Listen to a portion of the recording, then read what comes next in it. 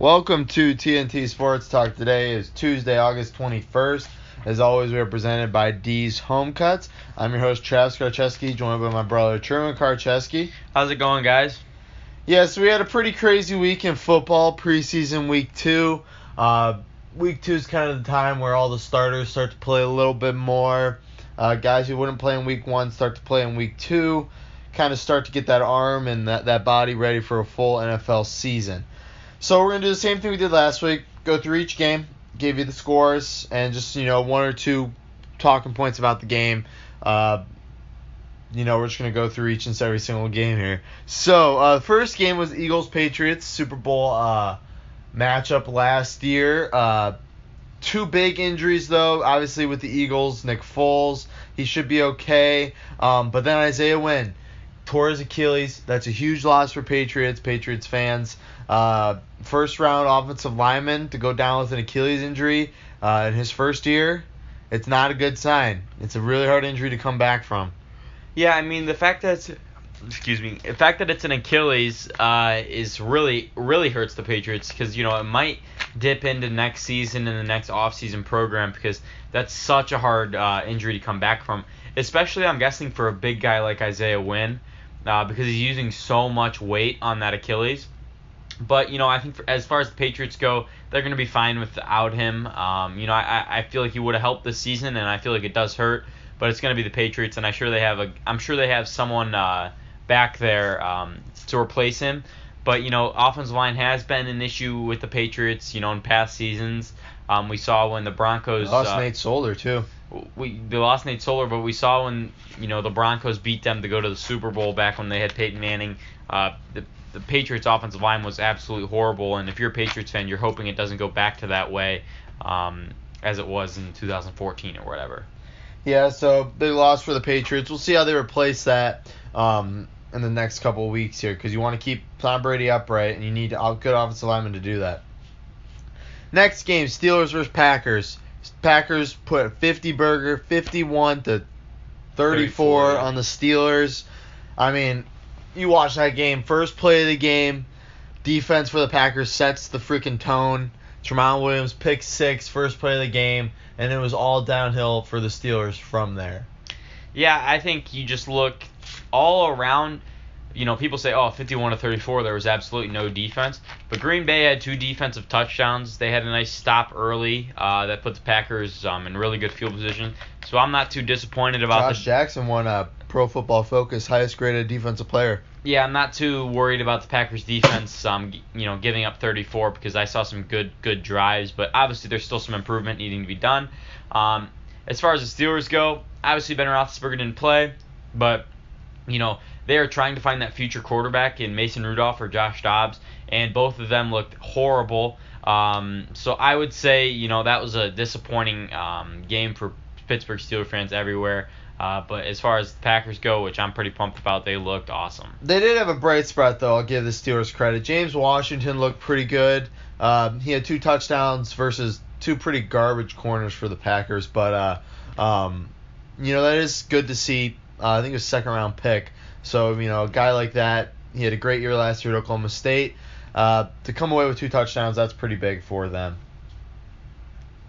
So, next game, that was on Thursday, I believe, was the Jets versus Redskins. Redskins won 15-13, kind of a boring game. I don't really know why ESPN put this on prime time. I guess Sam Darnold.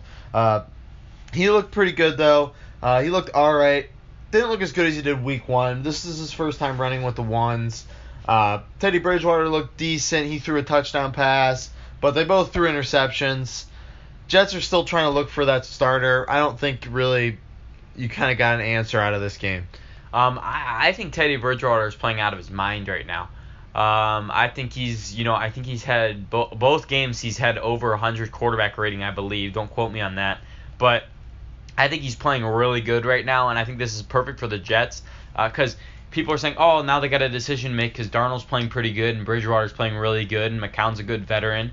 So they have too many good faces in the quarterback room, which has not been the case in Jets teams in the past because they've had people like Hackenberg and Petty. They haven't had a really good quarterback room, and I feel like they really do here. And now people are going to start looking at Bridgewater for possible trade options because they can't start two quarterbacks. Or do they start Bridgewater week 1 and let Darnold sit? So I think the Jets got a good problem here. I think it's a problem that everyone would like to have, especially teams that are having issues at the quarterback position. So I think Bridgewater and Darnold are playing really, really good right now, and I think it's going to be a good competition till the end. Yes, then Giants versus Lions. Giants won 30-17. Lions defense struggled a lot in that game, but you did find two kind of pretty solid pieces for them. I guess only one with Kerryon Johnson. He looked pretty good. He had about 65 yards rushing on a couple carries. That's a guy they're kind of relying on to kind of fix that running back situation, which has been a complete shit show since Barry Sanders left. They have not really ever found a consistent running back. It's just been a committee type of thing. So hopefully they can find somebody like Kerryon to take over. For the Giants, though, 3 rushing touchdowns and then a throwing touchdown by Davis Webb. He looked pretty solid, second-year guy out of California. Somebody who I was surprised they didn't let play at all last year. I know they had McAdoo, and he went with Geno Smith. But I'm surprised they didn't start Davis Webb at all to see what they have, because I think he's a pretty interesting talent there in New York. Yeah, you mentioned Davis Webb. When he played Cleveland in the first preseason game, I don't think he looked good at all. He was forcing passes, looked really jittery in the pocket. But then, the second game here against the Lions, he looked good. So I think, you're seeing a lot of ups and downs for him. He was never one of those quarterbacks out of the draft who was going to be a day one starter. Everyone knew he was going to have to sit for 2 to 3 years, maybe even more. And I think that's what the Giants are kind of getting right now. A lot of ups and downs, a lot of positives and a lot of negatives. But I think Eli Manning is the perfect guy to sit behind because he's seen a lot of football in his day, 2 Super Bowls. And he's one of the better. He's going to be a Hall of Fame quarterback. Where did Davis Webb play? California. Cal. He played at Cal. Yeah. Cal's got some good quarterbacks. Yeah, they do. But as far as the Lions go, you see more of the same. Matthew Stafford, he looked inconsistent, but the Lions just look like a 9-7, 8-8 team. And I don't like the Lions, so I could be biased here, but they just didn't look like they improved at all. It looks like they stayed the same. Obviously, I think Kerryon Johnson will be good, and I think he'll help the running game out a lot. But I think the Lions are just going to be the same as they usually are. Just a boring 8-8 team. Although I like Patricia, I think that was a decent hire. Chiefs versus Falcons, 28-10 Chiefs, 28-14. Sorry. I think the biggest story of that game was Pat Mahomes. That touchdown pass to Tyreek Hill was one of the most beautiful throws I think I've seen in a long time. And that's why the Chiefs right there, that's why John Dorsey traded up to get him. Those throws, not many quarterbacks can make that type of throw in the NFL. Only the real greats can. I know Mahomes is inconsistent, but you get flashes like that, it's clear as to why the Chiefs are so high on Pat Mahomes. Yeah, it reminds me a lot of Brett Favre. It's pretty sexy of a throw. He's got an amazing arm. I think it's going to be one of the best that we've seen in a long time from any quarterback of any team. Especially with the Chiefs, though. Everyone calls, I defend Alex Smith on this show way too much probably, but everyone calls him a game manager, even though he did have the best completion percentage of a deep ball last year. But, they're going to get an extra tier because, I don't think Alex Smith could throw the ball that accurate 70 yards down the field. I don't think anybody really could. And, Pat Mahomes is going to bring that. He's going to bring the electricity to that offense. Combining that with all the speed they have in Kareem Hunt, Tyreek Hill, and Travis Kelce up the seam. They're going to be an exciting offense to watch. But, Mahomes has got to be more consistent and make those throws more often rather than the bad ones like the interceptions. So Dolphins-Panthers. Panthers won 27-20. Sorry, screwing up the scores here. I think the biggest thing right now out of that game was it's obvious that the Panthers are running with Christian McCaffrey as their workhorse. He's no longer that just kind of basically a wide receiver out of the backfield. He's going to be their 3-down back every single drive he's going to be on that field taking the bulk of the carries. Even though they signed C.J. Anderson, I think McCaffrey is going to take a bit of a leap forward this year. I know he's been working a lot in the offseason to not just be, that wide receiver type of running back. And I'm really excited to watch him play, this year as a main running back, and not have a guy like Jonathan Stewart breathing down his neck. He had a pretty good game, and I think it's clear he's poised to take a pretty big step this year and establish himself as one of the best running backs in the NFL. Yeah, I'm not too high on Christian McCaffrey as everyone is. I'm really high on this guy. I mean, I just see the size being an issue for me. Can he get in between the tackles, Yes. and really downhill match up with, big linebackers? It's going to be interesting to see. I definitely can see him, out of the backfield being a great receiver, a Darren Sproles type. But, can he be more than that? We'll see. He had a great preseason game, but we'll see, down the line into the season, week 8, week 9, week 10, when it starts getting gritty, the Panthers are on the road in cold weather. Can he get in between the tackles and really grit touchdowns in? He's not going to be, I don't think he can be your number, 4th and 1 down back, go to pound it up the middle. So I'll see. I think he's kind of limited with his size. But, he is talented. He's very fast. So we'll see. But that was a bright game for the Panthers. Yeah, I don't know. I think you're sleeping on him a little bit. I think Christian McCaffrey has the size. I mean, I don't think he's small by any means. I think he could be a guy you give the ball to 4th and 1 easily. I really don't think so, because the big question coming out of Stanford was his size. People were considering moving him to a slot receiver. So I think... like you're looking up right now, he's 5'11", 205. Yeah, it's not that small. I think that, you got to look at the running backs that have had success in this league. Adrian Peterson, look up his size. I'm typing it in right now as we speak. Well, I don't know. 6'1", 217, so he's a little bit taller. He's about 2 inches taller and about 5 pounds heavier. 5 pounds. 10 pounds about heavier. 10 pounds, 15 and obviously pounds heavier. 10 pounds. And that's right now, though. Peterson in the beginning of his career when he was having that much success with the Vikings and running for nearly 2,000 yards, I'm sure he was a little bit bulkier and bigger. Ezekiel Elliott's only 6 foot, 225, so that's about 20 pounds heavier. Yeah. And I think the weight's been a bit of a concern there. He is a little light on his feet, but he has bulked up a little bit over the off season, and I think he could be like I said, I think he'll be a 3 down, maybe even 4 down back if you need him. I think he's going to take that step this year. I don't see it, but I would have moved him to slot receiver. You would have moved Christian McCaffrey to slot receiver. Yeah, I think he's a pure running back. I think he's really good out the backfield, and I think he could be, if you get him in the slot, he's so quick. Reverse Ty Montgomery him? Why are you crinkling up papers and stuff? I'm throwing papers away. No, I would have moved him to slot receiver because he's so talented, and if you get him in the slot, especially on a linebacker, he's way too quick for any linebacker in this league. If you get him on a safety or a nickel corner, he's going to be more shifty than them. He's going to be bigger than them, as far as because, he came from being a running back. So I think the Panthers ran him perfectly last year. I just don't think they have someone who can run the ball, consistently, so they put him back there. But I think if the Panthers had like a consistent running back that had the size, had the speed and stuff like that, then McCaffrey outside would be perfect for them. I don't know. I think they got a guy like that outside. I think they got Curtis Samuel last year. They took him. He was kind of a speed kills. He's a pretty fast guy from Ohio State. Exactly. They used him a little bit last year. I know they use him for kickoff returns now. I think McCaffrey is a running back. I don't think you can move him to wide receiver. I think he could do it, but I think he's better suited as a running back. He was chosen first round because he was one of the best running backs in college football. I don't think you really want to move him back like that. And if they were to transition him more, I mean, he had a decent rookie year, but I don't think he had a rookie year that would come with that first round pick, if that makes sense.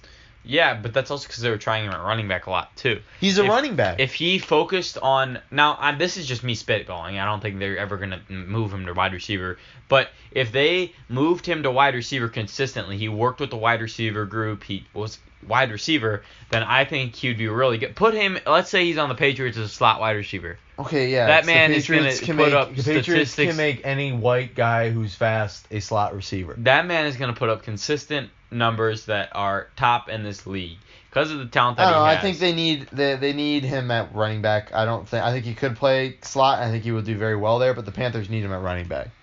Who's going to be their starting running back then? Well, that's why they have him. They have him at running back because they have no other running back. He's a pure running back, in my opinion. I think he's going to take that step this year and prove you wrong. So Bills-Browns, 19-17. The Bills got the win. A.J. McCarron went down with supposedly a hairline fracture. He's okay now, though. I guess it's not broken. But there was a couple days there where Bills fans thought he was going to be out for a long time, and they were going to have to start Josh Allen, which was, I think it's a stupid decision to start Josh Allen week 1. He showed flashes again. He showed some pretty decent flashes. He had a really nice throw, maneuvering through the pocket there to throw it to Rod Streeter, I think, for the touchdown. And that was a good game for him. He played pretty well, but he's just not ready, I don't think. But I think he's shown flashes of being a superstar in this league, but he's just not ready. Another guy who's not ready, Baker Mayfield. He had a good game, another decent game. I think people are kind of looking at his stats a little bit down because he didn't throw any touchdowns. He didn't really do much. But that one throw he had to, I forget the receiver's name, that back shoulder throw he had in that end zone, that was called back because that receiver didn't get his feet down. That was a fantastic throw. There was a couple plays where, the offensive line kind of failed him because he's running with the number 2 offensive line. But I think he's shown enough flashes that if I'm a Browns fan, I'm pretty confident in our future. Yeah, I disagree. I think Josh Allen. You think he's ready to start week 1? I think he could be ready to start week 1. He's Kaiser. I think he's had, out of all the quarterbacks, maybe besides Baker Mayfield, neck and neck with him, he's had the best preseason. Now, the only reason I say he's not ready is because the Bills have the most atrocious offensive lines I've seen in a while. They don't. What? They got Newhouse there. Yeah, Marshall Newhouse is, he shouldn't be a starting right tackle or wherever he's playing. But, A.J. McCarron got absolutely killed, in the beginning of that game. And now, listen, the Browns pass rush and, Myles Garrett and, the players that they have are very good. They have one of the top 10 pass rushes, I think, is in the league. But, if they couldn't give A.J. McCarron 3 seconds. And I think that will kill Josh Allen in the long run. But I think if you got him an offensive line and some talent around him, I think he's showing flashes where he's going to be very good. Maybe, in his rookie season, if he needs to start, why not? Let him go out there, get kind of knocked around a little bit, get used to the NFL. And then in the offseason and whatnot, I think we all realize the Bills aren't competing this year for a world championship. But, maybe go out in the offseason, get him an offensive line, get him some more talent. And I think Josh Allen will be more equipped in the future to start. Yeah, he's going to need some more talent. Obviously, his wide receiver core is pretty much filled with first-round rejects like Kelvin Benjamin and now Corey Coleman. He's going to need some more talent. Charles Clay's a fine tight end, but he's not, he's not going to lift Josh Allen to new levels. But whatever he's working with now is a lot better than he worked with last year at Wyoming. But he's just got to – I don't think he's ready yet. I think it's going to take a year for him. I think A.J. McCarron's their guy right now. Maybe even Nathan Peterman, who's been playing pretty well. Obviously, last year he had that really bad start, 5 interceptions in the one half. But we'll see. We're going to move now to the Cardinals versus Saints. 2 rookie quarterbacks going at it with J.T. Barrett and Josh Rosen. J.T. Barrett's looked incredible. He's had 2 rushing touchdowns in the 2 games he's played. Sherman, you know that? Great. Yeah, what do you mean, great? It's 2 rushing touchdowns. I'm here to talk about Josh Rosen, not some. All right, we'll talk about Josh Rosen then. He played probably his best football he's played as an Arizona Cardinal. It's week 2. That touchdown to Christian Kirk, the other rookie wide receiver there, is something Cardinals fans could just relish in because that is something that they're looking for to happen for a long time there. Christian Kirk from Josh Rosen. That was a pretty good throw. He looked pretty solid, a lot better than he did in his first game. Yeah, I'm just looking at these rookie quarterbacks like Josh Rosen. He was very shaky in his first game. I think his completion percentage was below 50, or no, like at 50, 60%. So he was very shaky in his first game, probably nervous. He's still getting a grasp of that offense. But in his second game, he grew a lot, you could tell. And like that throw to Christian Kirk, that was a very NFL-like throw. That was a championship throw. And if he makes more of those plays, the Cardinals are going to have a hard time keeping him from being their starter. Now, Sam Bradford, he's performed very well. He will be a starter week 1, I believe. About 99% of me says that's going to happen. But, everyone knows Sam Bradford will not last 5 weeks.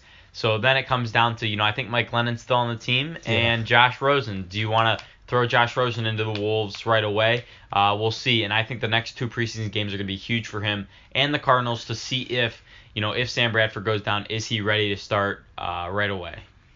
All right, Jaguars versus the Vikings, 14-10 for the Jaguars. They got the win. Bortles looked pretty solid. Nothing much going on in that game. Kirk Cousins looked absolutely horrible. He went 3 for 8. Yeah, He bounced some throws into some receivers that were open. I'll relish and I'll talk about Kirk Cousins being shitty the whole show if we wanted to. But, it's a preseason game, so I'm not going to go crazy. And he had a really good week 1, and the Jaguars' defense is fantastic. But, 3 for 8, 2 balls that should have easily been completed that I can remember. Not good. And Kyle Rudolph even kind of called the offense out after the game and said that they need to get back to the way they were playing before. So week 2 preseason, some drama already. I don't know, but I like it. All right, we're going to talk about this game a little bit because something happened in this game that was insane. Raiders versus the Rams. Raiders got the win 15-14. The Rams offense kind of struggled a little bit, but other than that, not much went on in this game. Yeah, not much. It's another week of seeing John Gruden's offense get come together, and is he really going to be the expertise he played to be on TV? And then we're going to talk about Bengals versus Cowboys. Bengals won 21-13. Again, not much went on. Chiwobi Awazu for the Cowboys played pretty well. That's looking like a pretty good steal for them at corner, which they desperately need. They haven't had a good corner since Terrence Newman, I would say. Jeff Driscoll for the Bengals. Pitt at Florida. I like this guy. I know they like Andy Dalton, but I think Driscoll's somebody who could be a future starter in this league. He's shown some flashes, and he had another good game on Saturday. Yeah, I saw that he threw an interception. He did play good though, but is this the guy that the Bengals want to go to? Is this the guy? Walk for him. Is this the guy that they want, to take over for Andy Dalton? Because I'm ready to see them finally make a move and sit Andy Dalton down. And now obviously Andy Dalton probably start the season and he deserves to. But, when he starts to struggle, which he probably will, will you put Driscoll in right away and actually make a bold move that excites your franchise a little bit? I hope they do. I think they're a contender and they should be the ones to look at. No, for Teddy Bridgewater. Okay, I was going to say contender. No, because if the Jets want to get rid of Teddy Bridgewater, then I think the Bengals should be on that list so he can just add to that quarterback room and put more pressure on Andy Dalton, because I think that's what the Bengals need is pressure on Andy Dalton, and maybe he'll succeed when he has that. All right, Buccaneers versus Titans. Bucs won 30-14. This game is interesting because the Buccaneers and the Titans are kind of linked because the 1-2 Mariota Winston. This is the year, I think, where we kind of make a clear-cut decision on who won that draft, who made the right move. Because Mariota and Winston have had 2 very up and down careers, and this is the year I think we either label Mariota or Winston, a bust or a good pick. Winston played pretty well. Mariota didn't do much, but I think this is the year where we finally make that decision on these 2 guys. Oh, Mariota and Winston. I think all the questions surrounding Winston, it's hard to pick him over Mariota right now, but we'll see. Because once Winston comes back, I feel like he's going to be very motivated. I think, as far as talent goes, I think, Winston has the better receivers. Mariota has the better run game. So it's pretty equaled out there. So I think they are set up both for success this season. And it's going to be the turning Winston's point. Suspended. Yeah, well, once he comes back, I think it's going to be the turning point to see if they take the next step. All right, Texans versus 49ers, 16-13. Move a little bit quickly here. 16-13 Texans. Not much went on in that game. Bears versus Broncos. Bears won 24-23. Trubisky struggled a lot, but he kind of put together there towards the end. Seahawks versus Chargers. Not much went on there. 24-14. Although I did want to talk. Reports are that the Seahawks offered the Colts a second-round pick for Jacoby Brissett. Why the hell are the Seattle Seahawks offering up a second-round pick for the one position that they are set at, quarterback. This team is throwing out basically anybody at offensive line, and they're willing to give up a second-round pick for a decent quarterback when they have one of the best quarterbacks in the NFL. Explain that to me, Truman. Maybe because they think Russell Wilson's going to get hurt because their offensive line's so bad that they could bring in Jacoby Brissett and they won't have that bad of a backup quarterback. But I don't know. A second-round pick for him, though. No, it makes no sense at all. This franchise makes no... I wanted John Snyder to be the Packers GM, but after these last couple moves, I don't want him anywhere near my football team anymore. Yeah, I don't really understand what they're doing, but, they looked pretty good in the preseason game against the Chargers. I saw that first drive. Russell Wilson led them down pretty good, but I don't really understand. I think they're going to be better than people think this year, but the decisions they're making for the future are just idiotic, and they're only hurting Russell Wilson because he's such a good quarterback, and they have no offensive line. It's trash. They should be trading second-rounders for an offensive lineman. Yeah, that makes literally no sense to me. Last game, last night, Ravens versus Colts. Ravens won 2019. So we got to move on. We're going to talk about this crazy football league that we call the NFL. They decided to make a couple moves over the offseason. We're going to start with the kickoff rule. All of them are not working out. The kickoff rule was supposed to stop, kickoffs, supposed to, cause more touchbacks. But I think more than ever now, I didn't look up the stats here, but there's been more takeouts. Guys are taking the ball out of the end zone more than ever, I think. These kickers are just kicking it short, and guys are tackling them inside the 25. So that rule's dumb. That's not working. And then the idiotic new tackling rule that they're putting in is just insane to watch. I get it. It's the preseason. The refs are kind of working their kinks out, and, they're trying to figure it out. Maybe they're just going to call it a lot more in the preseason so guys will be more aware of it. But if it's like this, NFL is going to be unwatchable in 6 to 7 years. And I mentioned it earlier. The hit on, I forget who was playing quarterback for the Jaguars, but Everson Griffin, I think, It wasn't Daniel Hunter. Yeah, I don't know. It wasn't one of those guys hit the quarterback for the Jaguars, and it was a clean hit. Truman, you saw it. Yeah, it was about as clean as you possibly can get. And they threw a flag on it because they said it was unnecessary roughness. Like, what's the point of playing football if you can't tackle guys like this anymore? It's insanely hard to watch. You can watch highlight upon highlight of just dumb calls. I mean, this is ridiculous. The NFL's got to fix something with this. The refs got to stop calling these. I get why they put the rule in. There's certain reasons as to why, but this just isn't the way to protect the players. It's going to get more guys hurt because the defensive players really don't know how to tackle anymore, so they just don't know what to do. Yeah, I think people are blaming the refs, but I think they shouldn't be putting their blame at the refs. Like, I see coaches, and I understand the immediate blame goes to the refs because they're the one that made the call, but they're getting paid to do their job, and their job in the rules says to call these penalties. The blame should be on the NFL. Some of these penalties are just what is a tackle? Like the Cardinals versus Chargers for week 1. Do you remember that? It was a clear-cut tackle by the safety. They throw a flag. Well, the worst one was the 49ers-Texans one where the punt return, the Texans guy was returning, and Richard Sherman was all over that one. But I really, really don't understand the NFL and their decision-making because I understand the lawsuits are crazy, and I understand CTE is a serious issue, and they need to get that stuff figured out. But if it's not broke, don't fix it, because football is not broke. Why are you trying? People love it. Yeah, people love it. And you're only it's 2018. People are trying to make people happy, but okay, so you're going to make the people that want it to be safer and want it to be more, preventative of concussions happy. But then the football junkies like us are pissed off. So you can't make everyone happy. Do you want to make people that have loved this game and watched this game for years and years and years happy, like the football junkies? Or do you want to make the people that, are... who saw the concussion movie and now are all freaked out? Yeah, do you want to make them happy? So they can't make everyone happy, and Roger Goodell in the NFL decision-making office there is trying to make everyone happy. But I think they're going to have to realize that this is just not going to work, and they need to stop calling those penalties. But I don't think all the blame should be on the refs, because the refs are doing their job. But, right now, their boss and the people that hire them and pay them are doing a bad job. I think the problem is they muddied the water so much on this. It's now really hard to decide what's a clean and what's not a clean tackle.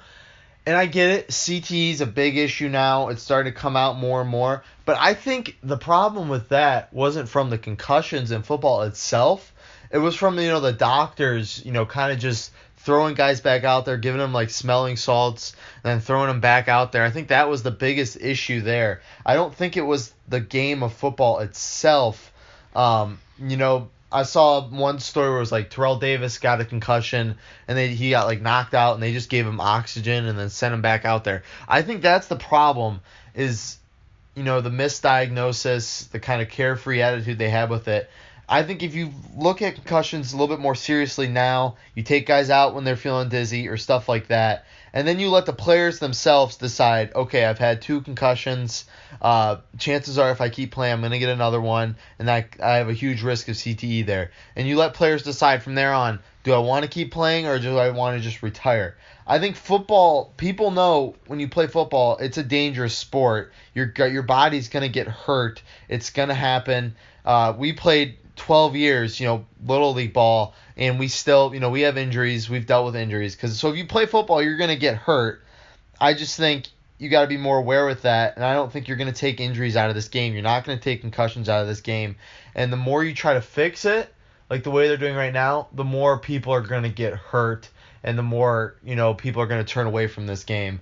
And I think Roger Goodell has really not done a great job so far as fixing this and trying to increase popularity.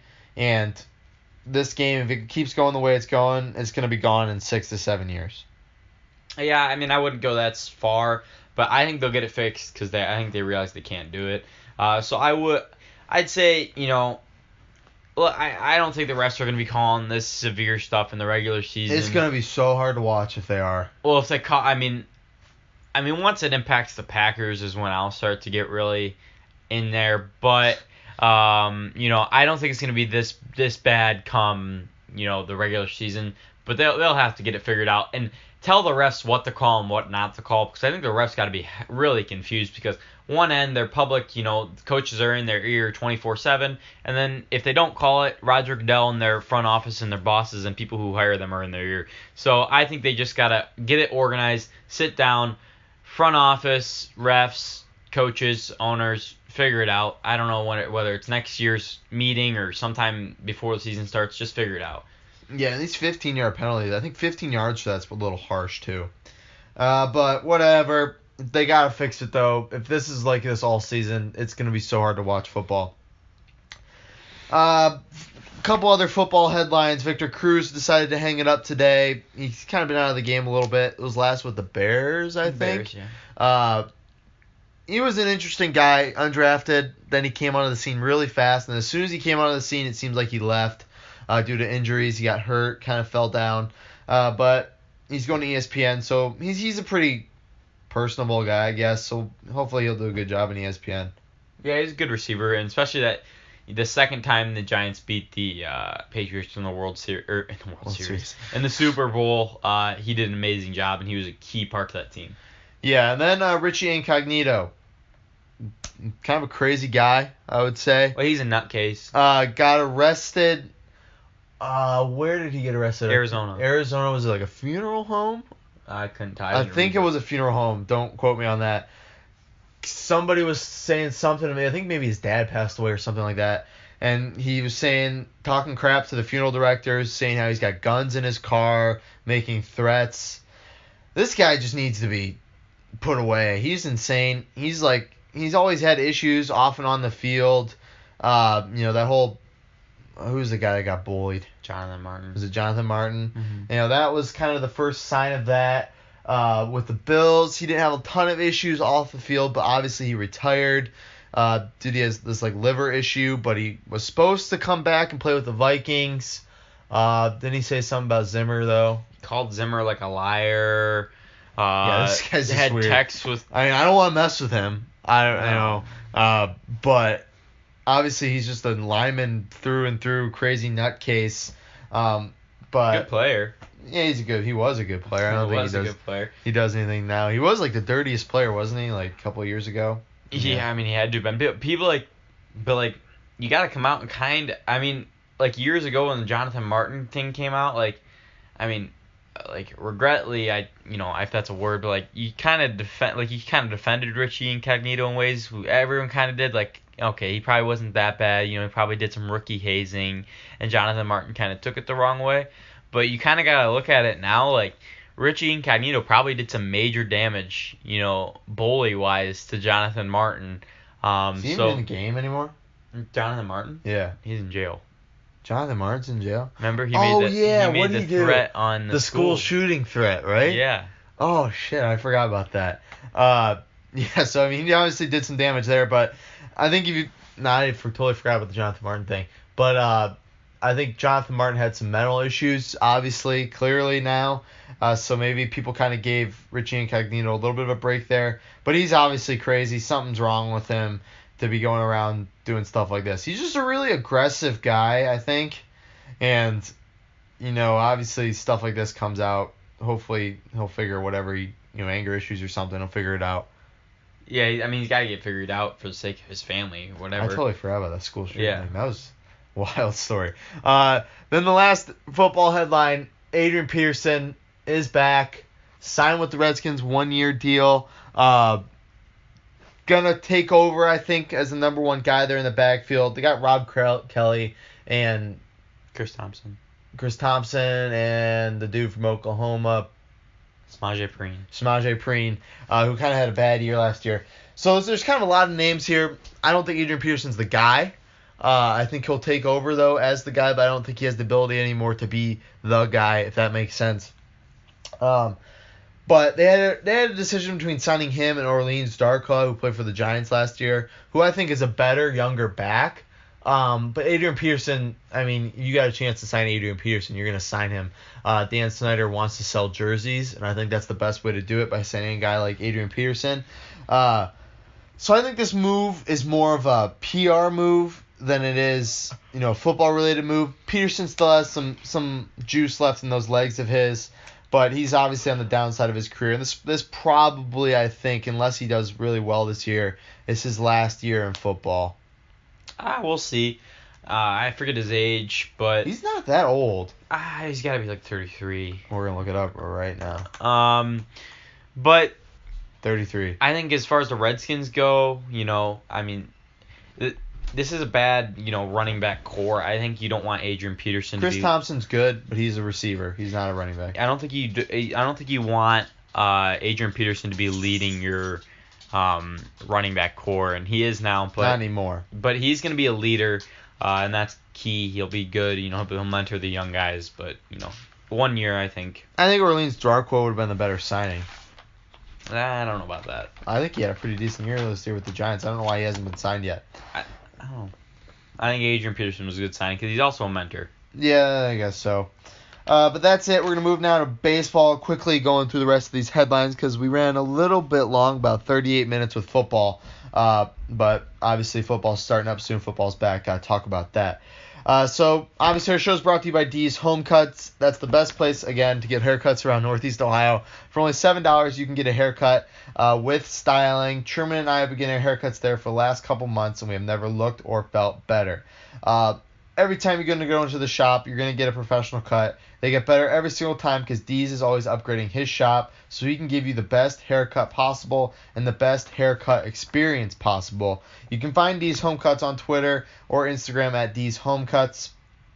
Easily set up an appointment right there in his bio. You won't be disappointed. D's Home Cuts, professional haircuts at a low price. So baseball, not a lot going on right now. We're on the dog days of the summer right now. Although the playoff race is heating up a little bit, we had a little bit of a shakeup there in the AL with the Astros just completely pooping the bed right now, struggling. They've lost, I forget, but they've lost a lot of games in this month and in the end of July. So much so that I think the Indians have overtaken them for the second seed, which is huge for me. To get that home field advantage would be amazing because, nobody wants to play in Cleveland come October. It's a pretty intimidating scene. I know Truman knows that scene too. But the Astros, they got to put it together here before the playoffs. I think they'll still make the playoffs, obviously, with their earlier successes. They got to get a couple guys back. I know Altuve and Springer are still hurt. Pitching staff's been struggling a little bit, but they need to really put it together. I know they shuffled around their bullpen a little bit today. I think they made Osuna their closer. They got rid of Giles, who was their closer. So not good to be shaking up your team this late in the season. But obviously they're just kind of looking to see if anything can work right now. I think Altuve and Springer are the key to this team, and they're both out right now. So I think, once they get them back and, things kind of simmer down towards the end of September, I think they'll be able to, be the Astros again. It's going to be interesting to see who wins that division, though. But I think the Astros will be fine. But a Yankees-Astros wild card game would be absolutely awesome. Those are two of the best teams in the league, and they'd be playing for a wild card win. So I think that'd be the best wild card game we've seen since they came into this new format. So I think it's interesting to see, but they'll be fine, I believe, because they're the Astros and they have the experience of winning. All right, we're moving on to basketball. Do our team reviews here, then we'll get on to the next segment here.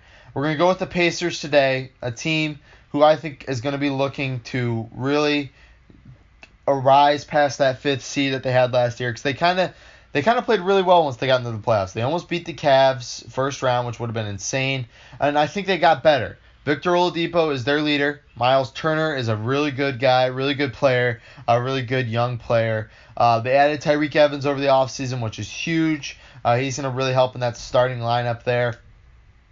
They got Kyle O'Quinn, who's pretty big. He had a pretty decent year with the Knicks coming off the bench.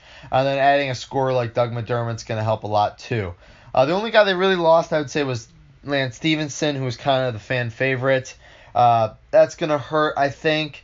But overall, I think this team got better. I think they're the better team. They got a lot better than they were last year. And I think they're going to be a lot better than the 5th seed in the East. Yeah, well, they don't have to deal with LeBron now like the rest of the East.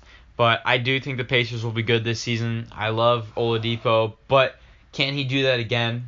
He hasn't consistently done it throughout his career, and he had one really good season. But can he consistently put it together and be, one of the top players in the game? That's the key to the Pacers. He has the keys to the car. He'll take them wherever they want to go. So it's up to Oladipo. Can he be like he played last season consistently and be a superstar in this league? Yeah, so we'll see. Then we're going to go to the Jazz in the West. Obviously, the West is pretty crowded right now with good teams, and the Jazz are right there in that mix. Donovan Mitchell broke out last year, looks like a future superstar. Rudy Gobert, Defensive Player of the Year, one of the best centers in all of basketball. They added Grayson Allen, which was a little interesting. What does he provide to an NBA team? I think just basically defense and a little bit of scoring here and there. That's going to be huge for them. They're going to get a full season of Jay Crowder off the bench. I don't see this team really doing much better right now than the 5th seed. I think they're young enough to where in a couple of years right now they could be a lot better than the 5th seed. But with the Warriors and the Rockets in the West, I don't think this team could compete for anything, much better than a 4th, maybe a 5th seed.